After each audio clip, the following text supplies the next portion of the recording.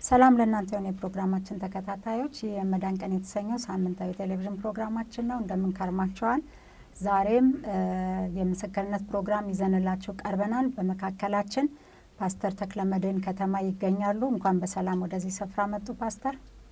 እግዚአብሔር ይመስገን። እኔም አመሰግናለሁ። ይባርካችሁ። የፕሮግራማችን ተከታታዮች ፕሮግራማችንን ከመጀመራችን በፊት ፓስተር በጸሎት ይከፍቱልናል። እግዚአብሔር አምላካችንና አባታችን አንተ አምላካችን ጌታችን ቤዛችን ስለሆንክ እናመሰግንሃለን፣ እናከብርሃለን፣ ከፍ ከፍ እናደርግሃለን። ለዘላለም አባት ስለሆንክ አንተ ባረክልን። ይህን ፕሮግራም ደግሞ አንተ ባርክልን። አሜን። ልጅ ኢየሱስ ክርስቶስ የሚከብርበት ፕሮግራም ይሁን። አሜን። ይህን ፕሮግራም ለሚሰሙም ለሚያዩም ሁሉ በጌታ በኢየሱስ ክርስቶስ ስም አስደናቂ መለኮታዊ ክብርህ ለዘላለም የርስት ተካፋዮች የሚሆኑበት መንገድ ይሁንልን። አሜን። ስለሰማህን እናመሰግንሃለን። ሁሉም ለክብር ይሁን በጌታ በኢየሱስ ክርስቶስ ስም አሜን። አሜን። እግዚአብሔር ይባርኮት። በጣም ደስ ብሎናል። እንግዲህ ዛሬ ስላገኘኑት ከሩቅ ስፍራ ነው የመጡት። እስኪ በመጀመሪያ ራስዎን ቢያስተዋውቁን። እግዚአብሔር ይመስገን። እንግዲህ ስሜን ከመናገሬ በፊት አንድ ቃል ባነብ ይፈቀድልኝ ደስ ይለኛል። ከሉቃስ ወንጌል ምዕራፍ 1 ከቁጥር 1 ጀምሮ እስከ ቁጥር 4 ድረስ ያለውን ክፍል አነባለሁኝ። የከበርህ ቴዎፍሎስ ሆይ ከመጀመሪያ በዓይን ያዩትና የቃሉ አገልጋዮች የሆኑት እንዳስተላለፉልን በእኛ ዘንድ ስለተፈጸመው ነገር ብዙዎች ታሪክን በየተራው ለማዘጋጀት ስለሞከሩ እኔ ደግሞ ስለተማርኸው ቃል እርግጡን እንድታውቅ በጥንቃቄ ሁሉን ከመጀመሪያው ተከትዬ በየተራው ልጽፍልህ መልካም ሆኖ ታየኝ። ጌታ የተባረከ ይሁን። ስሜ ተክለመድህን ከተማ እባላለሁ። ፓስተር ነኝ። አሜን። ከየት አካባቢ ነው የመጡት? የመጣሁት ከሐረር ከተማ ነው። ከሐረር። ቤተሰብ አለዎት ወይ? አዎ ቤተሰብ አለኝ። የአንዲት ሚስት ባልና የሁለት ልጆች አባት ነኝ። አሜን። ቤተሰብ አለኝ። እግዚአብሔር የተመሰገነ ይሁን። አሜን። እንኳን በሰላም ወደዚህ ስፍራ መጡ። እናምናለን በጣም የሚባርክ እግዚአብሔር በእርሶ ሕይወት የሰራው ምስክርነት እንዳለ ለብዙዎች ደግሞ መልእክት ይሆናልና ከተወለዱበት ጊዜ ጀምሮ የት አካባቢ እንደተወለዱ እንዴት እንዳደጉ በሕፃንነት ወይም በልጅነት ዘመን የገጠመውት ገጠመኝ ነበረ ወይ ጌታን እስከሚቀበሉ ጊዜ ድረስ ማለት ነው? አዎ ገብቶኛል። እሺ አመሰግናለሁኝ። ያው መጀመሪያ የተወለድኩት እዚህ ሆለታ ገነት የሚባል አገር ነው። ከዚህ ከአዲስ አበባ ወደ ምዕራብ አሁን ምዕራብ ሸዋ የሚባለው ማለት ነው። እዛ አካባቢ ነው ተወልጄ ያደግኩት። እንግዲህ ከልጅነቴ ጀምሮ በቄስ ትምህርት ቤት ያደግኩ ነኝ። ቄስ ትምህርት ቤት ስማር የአራተኛ ዓመት ልጅ ሆኜ ነው በአንድ ቀን ነው ፊደል ያወቅኩት። ያው የ8 ዓመት ልጅ ሲሆን በኦርቶዶክስ ቤተ ክርስቲያን የዲቁና ማዕረግ ተቀበልኩኝ። እንግዲህ ያው ለዛ የሚያበቃ ትምህርት ተምሬ ማለት ነው። ይገርማል። እና ዲያቆን ሆንኩኝ። ዲያቆን ሲሆን የጽድቅ ጥማት ስለነበረኝ ብዙ ጊዜ በቃ ገዳም ገብቼ ለመመነን ድንግላዊ ሆኜ ለመኖር ነበርና የማስበው። ለአባቴ አማከርኩት። አባቴ አይሆንም፣ በፍጹም አንተ መመልኮስ የለብህም፣ እንደውም መለኩሴ አይጸድቅም አለኝ። የእግዚአብሔርን ሕግ ይጥሳል፣ የእግዚአብሔርን ቃል ይጻረራል፣ እግዚአብሔር ብዙ ተባዙ ምድሩን ምሏት ነው ያለው፣ አንተ ሚስት አግብተህ ትወልዳለህ፣ እንደውም ቄስ ነው መሆን ያለብህ አለኝ። እኔ ደግሞ ድንግላዊ ነው መሆን ያለብኝ እያልኩኝ ሳስብ እና አባቴን ያው በልቤ እሱ ምንም አያውቅም፣ እሱ አርበኛ ስለሆነ ግን የእናቴ ዘመዶች ቄሶች ስለነበሩ እነሱን ተከትዬ ነው እንትን ምለው እና የጽድቅ ጥማት ስለነበረኝ ባላሰብኩት ሰዓት ነው ያው ጌታን የተቀበልኩት። ከዛ በፊት ግን ያው ለመመነን ብዬ ጠፍቼ መናገሻ የሚባል ገዳም ውስጥ 3 ወር ተቀምጫለሁኝ። አባቴ ፈልገው አጥቶኛል፣ ወንድሞቼም አላገኙኝም እና ድሪቶ ሰፍቼ እዛው ገብቼ ያለሁ ነው። አባቴ ድንገት አንድ ቀን መጥቶ አወጣኝና ከዚያ ቤት ወስዶኝ ያው ረሃብ ጨርሶኛል፣ ደም ማነስ ይዞኛል እና ቤትን እያለሁ ነው እንግዲህ ጌታ ያገኘኝ። ለምንድን ነበር ያንን ውሳኔ የወሰኑት? እና የጽድቅ ጥማት ስለነበረኝ ነው። ማለት ከኃጢአት ለመሸሽ ማለት ነው? ከኃጢአት ለመሸሽ አይደለም። እኔ ኃጢአት አላቅም፣ ግን ምሰማው ነገር አለ። አቡነ ገብረ መንፈስ ቅዱስ 6 ክንፍ አላቸው፣ አቡነ አረጋዊ ተነጠቁ የሚባልና የጽድቅ ጥማት ስለነበረኝ አንድ አይዋህ ዜና የምንላቸው ሰው አንድ ነገር አሉኝ እና ምን መሆን ነው የምትፈልገው አሉኝ። እኔ እንደ አቡነ ገብረ መንፈስ ቅዱስ 6 ክንፍ አውጥቼ ለመጽደቅ ነው ስላቸው፣ እግዚአብሔር ሰውን ለማጽደቅ ሰው ትከሻ ላይ ላባ አይተክልም። አንተ መጽደቅ ከፈለክ እግዚእነ ኢየሱስ ክርስቶስ ነው፣ ወደሙ ለእግዚእነ ኢየሱስ ክርስቶስ ያነጻን ኩሉ ኃጣውኢነ ይላል። የጌታችን የኢየሱስ ክርስቶስ ደም ከኃጢአት ሁሉ ያነጻን ማለት ነው። ይሄን ብለው ተናገሩኝና ወዳቸዋለሁ፣ ጥሩ ያስተምራሉ፣ ነገራቸው ከሰው ጋር አይገባም እና አንዳንድ ነገር የሚናገሩት ይከብዳል።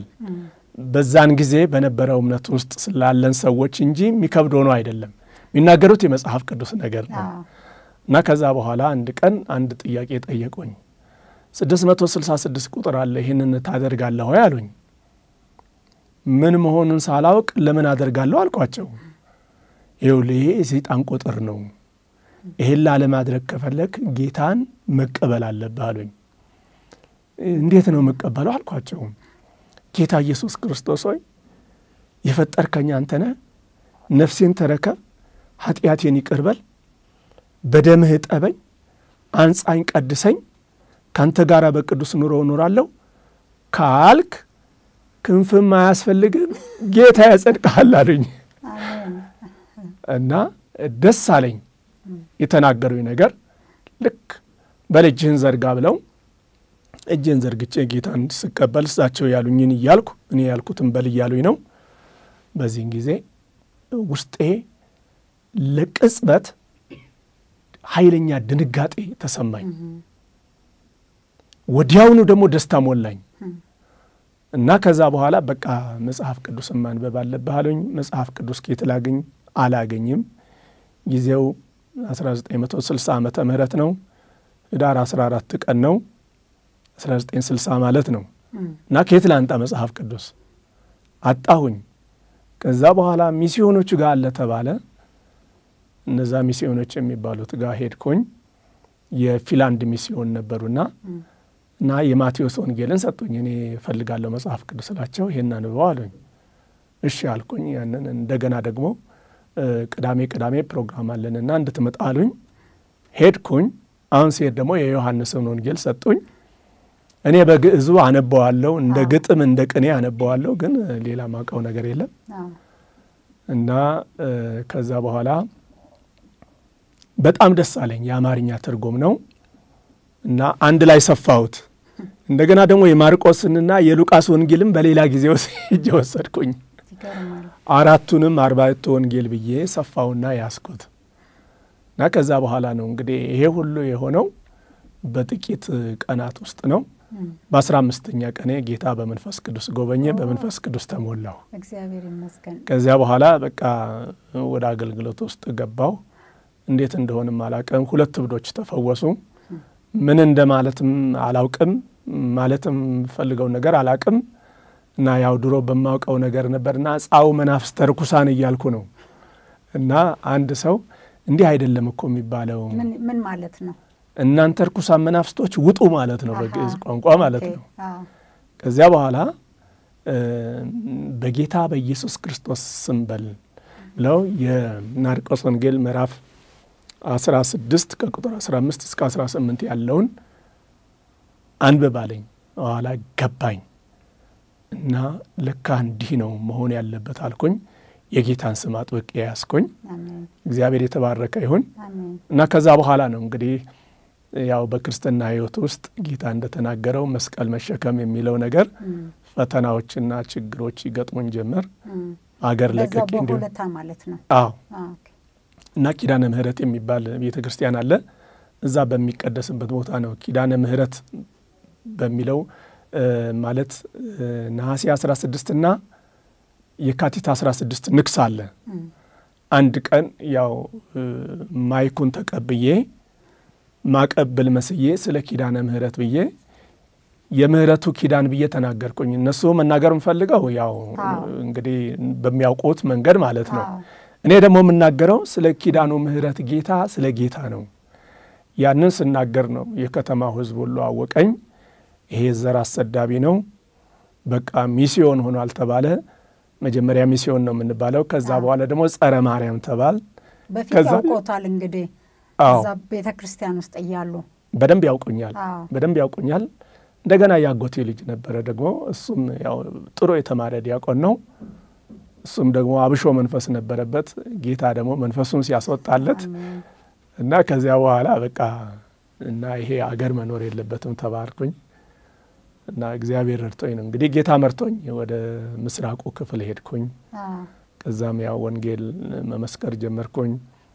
ሐረርጌ ክፍላት ሀገር በሙሉ ማለት ነው ምስራቅ ኢትዮጵያን ወንጌል መስክር ያለው ገጠር ውስጥ እየሄድን መስክረናል። በብዙ ድካም በብዙ ፈተና ውስጥ እያለፍን በረሃብም በጥማትም በመታረዝም ሰውም መንግስትም ሰይጣንም እየጠላን እና በኃይለ ሥላሴም በደርግ ዘመንም ማለት ነው እና በሕይወት ዘመኔ እንግዲህ 1-3 ጊዜ ያው የሞት ፍርድ ተፈርዶብኛል።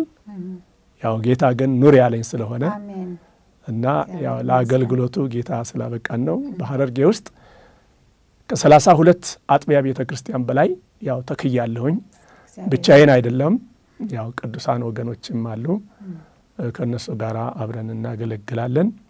ጥቂት የነበርን ዛሬ የወንጌላውያን አብያተ ክርስቲያናት ህብረት የሚባለው ህብረት የመጣው ብዙ አልቅሰናል፣ ብዙ ጸልየናል፣ ደግሞ ምን መሰክራለን።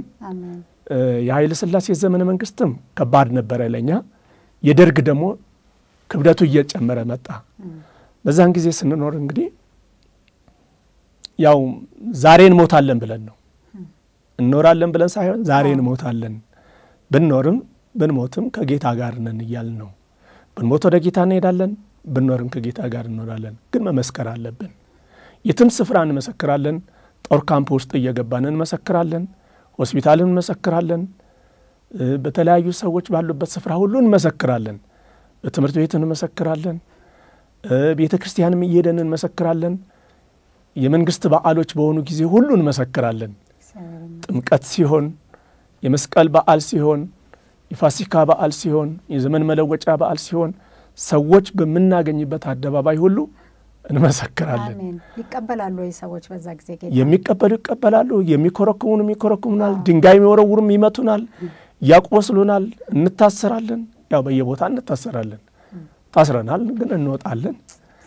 እና በእስር ቤት ውስጥም ያው ብዙ ገጠመኞች ይኖሩናል። አንዳንዴ ለብቻችን ሲያስሩን ይመቸናል፣ እንጸልያለን። ወደ ደግሞ ወደ እስረኞቹ ማዕከል ሲያስገቡን እንመሰክራለን። ለብቻቸው ሲሉን ለጸሎት ይመቸናል።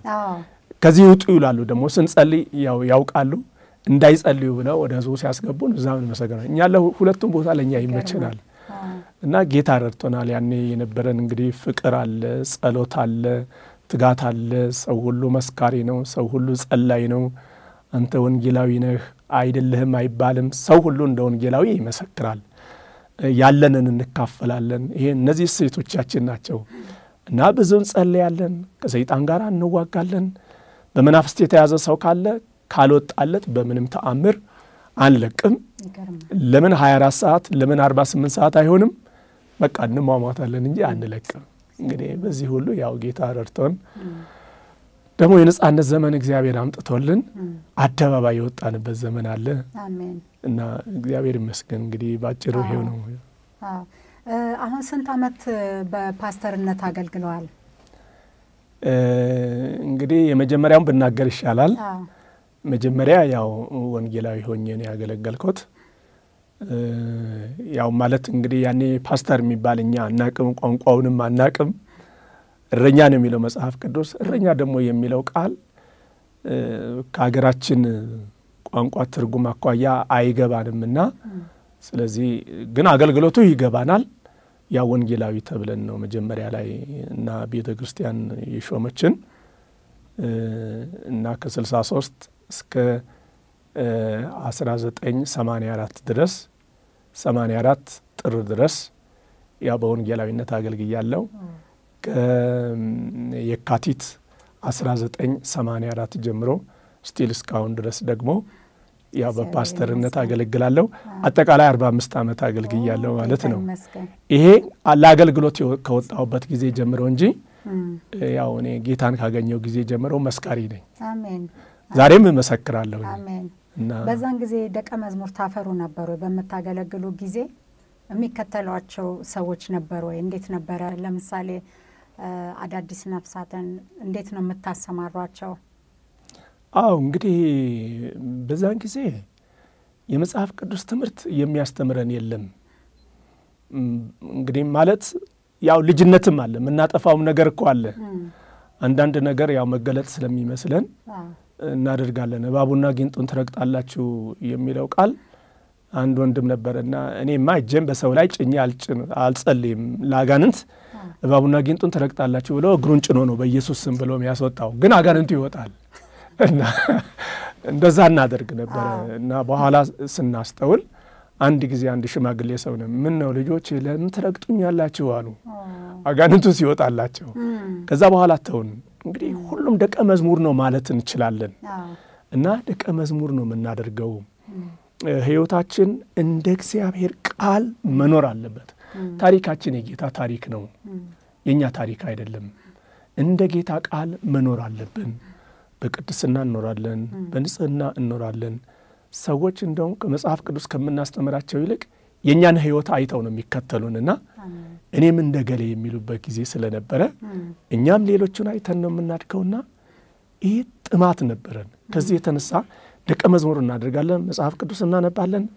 ከእግዚአብሔር ቃል በላይ ምንም ስለሌለ ለእግዚአብሔር ቃል ትኩረት እንሰጣለን፣ እናምናለን። እንደ ዛሬ አሁን ብዙ የሚተረጎም አይደለም ብሏል እግዚአብሔር ብሏል፣ በቃ መቀበል አለብን ብለን እንቀበላለን። በሞኝነት የምንቀበለው ሁሉ እግዚአብሔር ያደርጋል። እንደውም አንድ ወንድም እንደዚሁ አጋንንት ሲያስወጣ ባለንጋ ገርፎ ያስወጣበት ጊዜ አለ እና ሰድቦታል። እንግዲህ መልኩ ከኔም ትንሽ ጠቆር ያለ ነው እና ያው እንግዲህ ማለት ዘርን በማንቋሸሽ ባለበት ሁኔታ ውስጥ በመጥፎ ስድብ ሲሰድባ አዎ አንተ ነህ ደግሞ እኔ የምሰድበው ብሎ ባለንጋ ገርፎ በኢየሱስም ብሎ ያስወጣ ነበርና ያው የልጅነት ዘመን ስለነበረ ነው። ያን እንግዲህ እንዲህ መደረግ የለበትም። ሁላችን የአዳም ልጆች ነን። ሰው ራሱን ለይቶ አንዱ ፈረንጅ ነኝ አንዱ ጥቁር ነኝ ያለ እንጂ ሁላችን የአዳም ዘሮች ነን ስላል ከዛ በኋላ እየተማርን ሁላችንም ወንድሞችም እህቶችም እግዚአብሔርን በመፍራት ይኖራሉ፣ ይጸልያሉ፣ ይማራሉ። እንደውም የመንፈስ ቅዱስ ጉባኤ የሚባል ጉባኤ ነበረን። ያ ምንድነው? የመንፈስ ቅዱስ ፕሮግራም ሰባኪው ማን እንደሆነ አይታወቅም፣ ዘማሪው ማን እንደሆነ አይታወቅም፣ ተንባዩ ማን እንደሆነ አይታወቅም፣ መሪው ማን እንደሆነ አይታወቅም።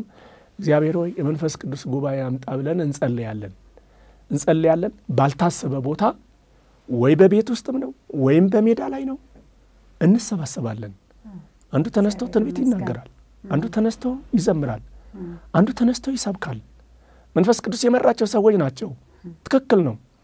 በዛን ጊዜ ከመጣው መልእክት አንዱ ትዝ የሚለኝ ሶማሊያ ኢትዮጵያ ልትወር ትነሳለች የሚለው ነገር ነበረ። በሰው አይምሮ ግን አይታመንም እና አንድ ክፍለ ጦር ብቻውን ሶማሊያውን ያን ጊዜ በኢትዮጵያ ላይ ስትነሳ ድባቅ የመታ ስለነበረ ይህንኛ መልእክቱን እንቀበለው። እንደውም የኢትዮጵያ ብርሃን የኢትዮጵያ ፀሐይ የተባሉ ንጉሳችን ከዙፋናቸው ላይ ይወድቃሉ የሚል መልእክት ነበረ። በይሄም ምላስ ያስቆርጣል እንዳትናገሩ ተብሎ እናንተ ዝም በሉ ተብለን እኛም በምስጢር ያዝነው። ግን እግዚአብሔር ዘመኑን ሲያመጣ ነገሩ ተፈጸመ። ሕይወታችን ንጽህና ያለው ነው። ወንድሞችም እህቶችም አቀራረባችን ጥንቃቄ ያለው ነው። ከዚህ የተነሳ ደቀ መዝሙር የምናደርገው በእግዚአብሔር ቃል ነው። ተምረን አይደለም እያነበብን ነው። እና እንዳሁኑ ብዙ መጽሐፍቶች የሉም። አንዳንድ እንግሊዝኛ መጽሐፍቶች የሚኖሩ መጽሐፍቶችም ውድ ናቸው። በጣም አስቸጋሪን ግን ሰው ሁሉ የተማረውን ያስተምራል፣ የተሰበከውን ይሰብካል፣ ያነበበውን ይሰብካል። ዛሬ እግዚአብሔር በህልሜ እንዲተናገረኛል ብለው ይመሰክራሉ። ደግሞም እግዚአብሔር ያስተማራቸው ነው። ደግሞም ትክክል ነው። የሚገርመው ነገር መገለጡም ትክክል ነው። ትክክለኛ ነገር ነው። ሁሉም በጊዜ ሆነ እና ይሄ ተብሎ ልክ 69 ዓመተ ምህረት ላይ ሶማሊያ ኢትዮጵያ መውረር ጀመረች። አይገርማቸው? እግዚአብሔር የተናገረው ሆነ። እንደውም አንድ መልእክት ነበረ። ከዚህ በኋላ የቤት ችግር ያለባችሁ ቶሎ ብላችሁ ቤት ያዙ፣ ቤት ተከራዩ፣ ለእናንተ ይሆናል፣ እናንተ በቀላል ዋጋ ተከራይታችሁ ትኖሩበታላችሁ ተብሎ ሁሉ መልእክት መጥቶ ነበረ። ይሄ በመንፈስ ቅዱስ ጉባኤ ማለት ነው። እና በኋላ መሬት ላራሹና ትርፍ የከተማ ቤቶች ለመንግስቱ ይሁኑ ሲባል እውነትም ተፈጸመ። እኛ ግን አልያዝንም። ያው ልጆች ነን፣ ገንዘብ የለንም። ቤተ ክርስቲያንም አቅሟ ትንሽ ነው እና በየገጠሩ የዞርን ያው ስናገለግል ሰዎች ያዩናል፣ እንነፋፈቃለን፣ እንዋደዳለን። ኤሮግራም የሚባል ደብዳቤ የምንጻጻፍበት ነበር 10 ሳንቲም። መገናኛችን ትልቁ እሱ ነው። ሰው የተማረውን ሁሉ ያስተምራል። እና ያን ጽሑፍ ይሄ እንደ እግዚአብሔር ቃል ብለን እንይዛለን። በውስጡም በሙሉ መልእክት ነው። በእርግጥ የእግዚአብሔር ቃል ነው። እና በዚህ አይነት ሁኔታ ነው። ሌሎች ደግሞ አሁን እንደዚህ ክርስቲያኖች ሆነው ከተዋወቅን ጥያቄ ያለን በመንፈስ ቅዱስ ተሞልተሃል እንባባላለን።